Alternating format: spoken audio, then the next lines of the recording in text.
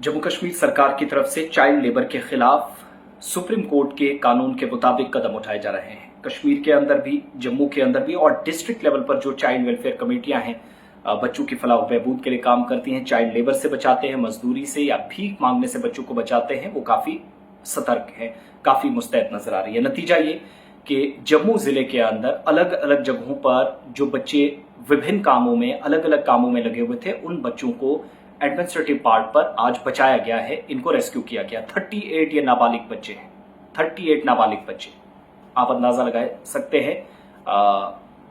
कोई मैच्योरिटी का कोई कद उन लोगों का भी आप ना मानिए, या मैच्योरिटी उनमें भी नहीं, जो लोगों को, बच्चों को मजबूर कर रहे थे ये काम करने पर।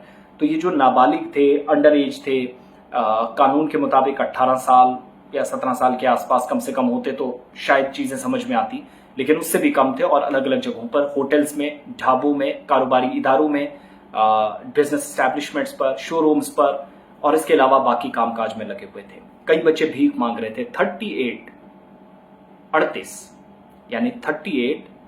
बच्चों को रेस्क्यू किया गया है।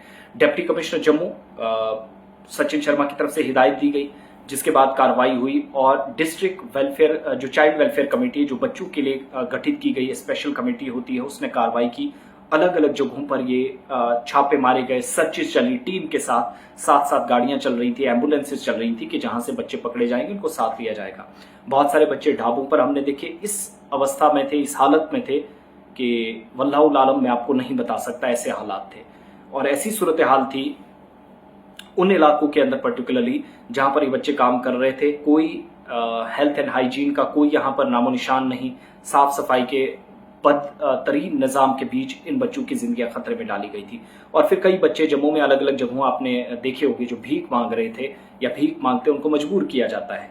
तो इन 38 बच्चों को रेस्क्यू करने के साथ साथ कार्रवाई जम्मू जिला प्रशासन के मुताबिक जारी रखी जाएगी। इन बच्चों के जो तालीम का खर्च है, जो पढ़ाने वगैरह का इनका पूरा खर्चा है, एक्सपेंसेस हैं, वो जम्मू सरकार करेगी, जम्मू का प्रशासन करेगा। डिप्टी कमिश्नर ने गुलिस्तान न्यूज के साथ बात करते हुए इसकी आधिकारिक पुष्टि कर दी है, तस्दीक कर दी है। तो इस चीज से बिल्कुल मत डरिएगा कि आपके बच्चे सेफ नहीं है। एक गंदी जगह से, बदतरीन जगह से, जहां पर बच्चों का भविष्य अंधेरे में था, वहां से निकाल कर प्रशासन ने इनको उजाले की तरफ लाया है।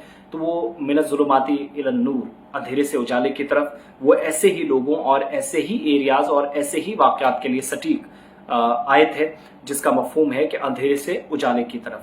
तो अल्लाह करे कि ये बच्चे अंधेरे से उजाले की तरफ वाकई में अब जाए, इंतजामी की कोशिश मस्बत अंदाज में रंग लाए और इन बच्चों का भविष्य बने। तो आपको कोई जानकारी है, पुलिस और सिविल प्रशासन को, जिन छोटे बच्चों को, कुछ तो बड़े होते हैं 18+, जिनको मजबूरी होती है, 18 के हुए तो खर्चा नहीं होता, बहुत सारी चीजें हैं, अलग अलग जगहों पर मजदूरी करते हैं, काम करते हैं, वो बच्चे अपनी जगह। लेकिन जो बच्चे आज के वक्त में मजदूरी करते हैं, गलत तरीके से दुकानों पर रखे गए हैं, काम में जोड़ कर रख दिए गए हैं, उन बच्चों को बचाने का हमारा और आप सबका जिम्मा है।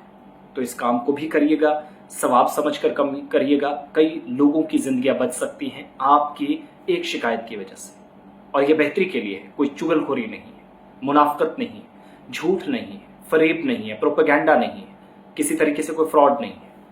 तो इन बच्चों की जिंदगियां बचाइए, जिला प्रशासन को बताइएगा। आज 37 बच्चों को रेस्क्यू किया गया है।